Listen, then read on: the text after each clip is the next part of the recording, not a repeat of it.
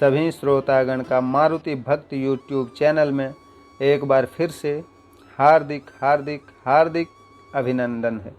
आज हम लोग इस वीडियो में जानेंगे काल भैरव का संपूर्ण रूप, ब्रह्मा जी के 5वां सर कटने का कारण और सबसे बड़ी बात, महापाप जिसे बोला जाता है ब्रह्म हत्या, उस हत्या से बचने का उपाय।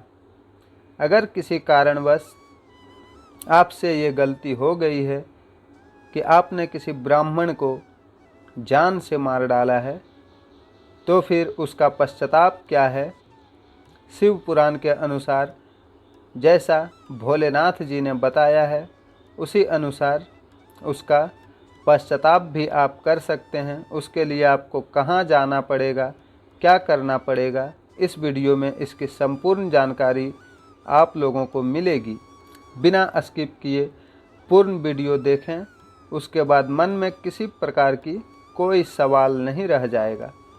जितने भी श्रोतागण चैनल सब्सक्राइब किए हैं उन सभी को बहुत बहुत धन्यवाद, और जो भी पहली बार वीडियो देख रहे हैं उनसे मेरी प्रार्थना है कि चैनल को सब्सक्राइब करके नोटिफिकेशन ऑन ज़रूर करें, जिससे कोई भी वीडियो यहाँ अपलोड हो तो सर्वप्रथम उसका नोटिफिकेशन आप तक पहुँचे और आप उसे देख सकें। तो आप लोगों का समय ज़्यादा बर्बाद न करते हुए आइए हम लोग वीडियो को शुरू करते हैं। जय श्री राम। उससे पहले थोड़ी सी एक रिक्वेस्ट है, जितने भी भक्त इस चैनल से जुड़े हैं उन सभी को बहुत बहुत धन्यवाद, और जो भी श्रोतागण पहली बार वीडियो देख रहे हैं उनसे मेरी प्रार्थना है चैनल सब्सक्राइब ज़रूर करें और चैनल का सपोर्ट करें।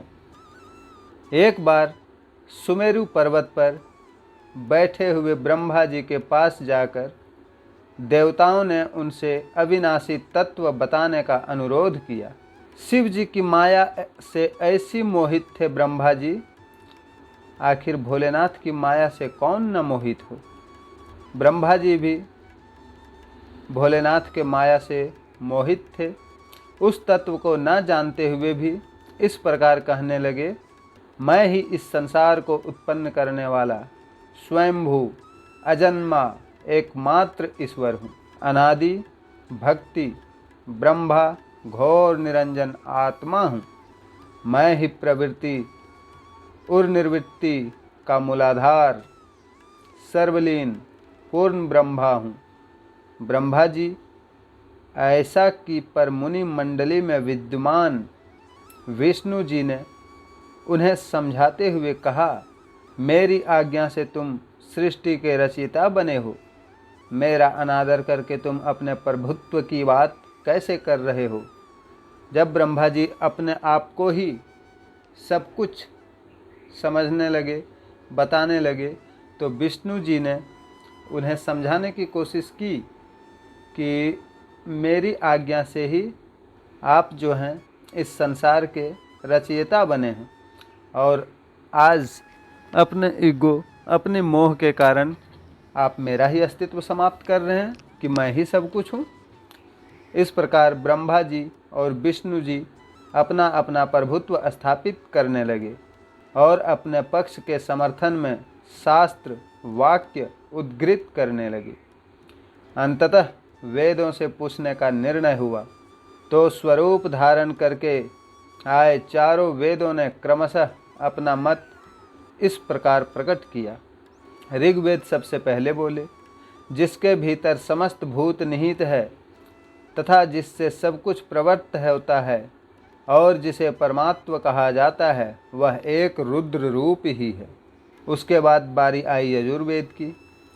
उन्होंने भी बोला कि जिसके द्वारा हम वेद भी प्रमाणित होते हैं तथा जो ईश्वर के संपूर्ण यज्ञों तथा योगों से भजन किया जाता है, सबका दृष्टा वह एकमात्र शिव ही है।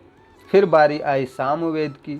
सामवेद ने भी अपनी सहमति रखी, जो समस्त संसारी जनों को भरमाता है, जिसे योगी जन ढूंढते हैं और जिसकी भांति से सारा संसार प्रकाशित होता है, वो एकमात्र त्रयंबक शिव जी ही हैं।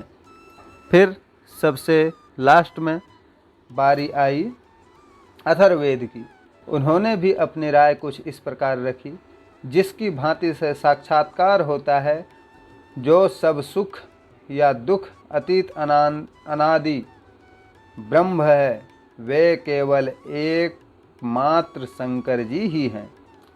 विष्णु ने वेदों के इस कथन को प्रताप बताते हुए नित्य शिवा से रमण करने वाले दिगंबर, पीतवर्ण, धूली, धूसरित, प्रेमनाथ, कुबेटाधारी, सर्वाविशेषित, वृपनवाही, निसंग शिव जी को पर ब्रह्म मानने से इनकार कर दिया। सारे वेदों ने जब अपनी अपनी मत रखी तो विष्णु जी ने शिव जी को पर ब्रह्म मानने से इनकार कर दिए। ब्रह्मा विष्णु विवाद को सुनकर ओमकार ने शिव जी की ज्योति, नित्य और सनातन पर ब्रह्म बताया, परंतु फिर भी शिव माया से मोहित ब्रह्मा विष्णु की बुद्धि नहीं बदली, क्योंकि सारी की सारी लीला थी और लीला रचने वाले शिव थे। शिव ने ब्रह्मा को और विष्णु को दोनों को अपनी माया में फंसा लिया था, जिस वजह से ब्रह्मा जी और विष्णु जी किन्हीं का बात मानने को तैयार नहीं थे। उस समय उन दोनों के मध्य आदि अंत रहित एक ऐसी विशाल ज्योति प्रकट हुई, उससे ब्रह्मा का पंचम सिर जलने लगा। इतने में त्रिशूलधारी नील लोहित शिव वहाँ प्रकट हुए तो अज्ञानतावश ब्रह्मा उन्हें अपना पुत्र समझकर अपनी शरण में आने को कहने लगे। ब्रह्मा के संपूर्ण बातें सुनकर शिव जी अत्यंत क्रोध हुए और उन्होंने तत्काल भैरव को प्रकट कर उससे ब्रह्मा पर शासन करने का आदेश दिया। आज्ञा का पालन करते हुए भैरव ने अपनी बाईं अंगुली के नाखून से ब्रह्मा जी का पंचम सिर काट डाला। भयभीत ब्रह्मा शतरुद्री का पाठ करते हुए शिव जी के शरण हुए। ब्रह्मा और विष्णु दोनों को सत्य की प्रतीत हो गई और वे दोनों शिव जी की महिमा का गान करने लगे। यह देखकर शिव जी शांत हुए और उन दोनों को अभय दान दिया।